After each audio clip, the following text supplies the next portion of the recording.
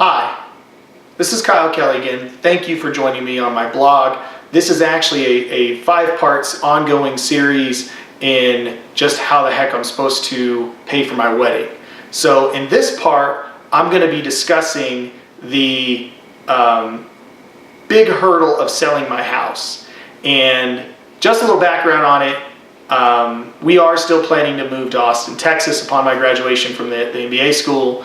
And so a big part of financing, if you recall from the last video, our wedding was to eliminate the student loan debt first. You know, we wanted to go into our wedding with as little to zero debt as possible, and that's basically all we have left. So I owe currently about 24 grand in student loan debt from my undergrad. Not proud of it. I'm a lot better off than a lot of my peers are, but I'm also blessed that we have bought a house at what I call the bottom of the market, and I'll talk about that in a minute, so that hopefully we can make a little money on the sale of the house and put that towards paying off the student loan debt.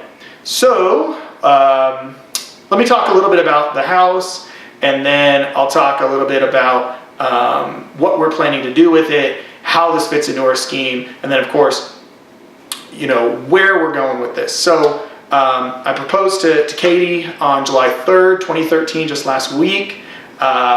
It was a very nice, vineyard, beautiful winery, and fortunately she said yes, so that's always good.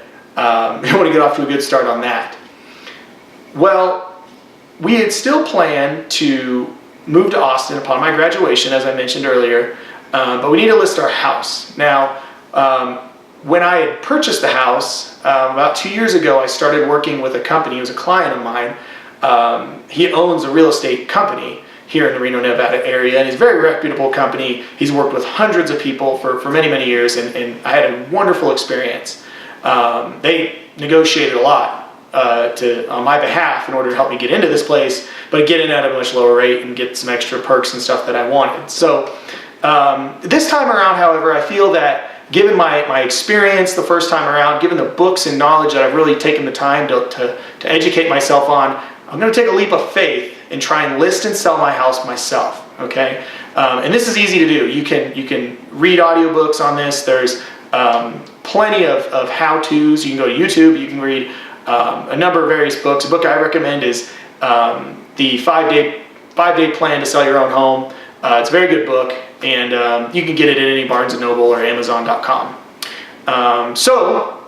About a year and a half ago, we had finally found the house that we're in today, and loved it. It was quite a bit out of our price range by about $30,000. And so when I talked to my realtor, I said, hey, look, we'll buy directly from this builder brand new because we love this home.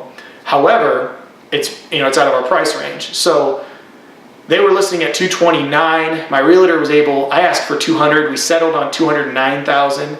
And then we also got window coverings added, washer dryer, brand new stainless appliances. So, and we didn't have to pay anything down. So it was a pretty nice turnkey deal. And then we moved in the second week in May of 2012. Well, we originally had heard that things were picking up in the housing market. A lot of it had to do with the fact that there was low inventory, banks weren't lending, and on top of that, the mortgage rates were at all-time lows. So it was kind of a perfect storm in Reno, especially a place like Reno that had been hit exceedingly hard during the housing bubble, to really make a recovery and hopefully gain a little profit. Well, since May of this year, prices in the Reno, Nevada area have actually increased 31% over the prior year. So I guess you could say I bought right at the bottom of the market, which is great. So that'll help when we come to settle. So we're looking at listing our home around October. Hopefully it'll still be as hot as it is now. I don't have any reason to believe it won't. Interest rates went up a little bit, but overall the landscape looks very positive for this. As far as listing it, I'm going to use my own service. I'm going to use my blog as kind of a way to help get the note out there, and then I'm just going to put links to the big three: Realtor.com, Homes.com, and Zillow.com, in order to really raise awareness for this open house. So we'll plan to have an open house. It'll be a lot of fun. We'll have cookies and water and all that good stuff, and we'll try and attract as many cash buyers as possible. But also, we'd like to see some people like us that we're first-time home buyers. It's a great neighborhood, great schools, low crime, and it's a great first home for anyone who is looking to be get into real estate or just put their kids in a nicer school. So I hope it's a win-win for everyone. We're planning on listing the house somewhere around $295. I think that's a fair market value price. It's about $130 a square foot, which is what homes in this area, comparable homes, are selling for right now. No reason to believe that it should change too dramatically one way or the other. But if we do, after settlement, paying some court fees, registration fees, a buying agent's commission, we should walk away with between $70,000 and $72,000 in profit. So not a bad return on my money in just a year and a half. And knock on wood, per the agreement that I have with my fiance, we'll be putting that money towards my student loan debt to work towards getting married. So thank you very much for coming along.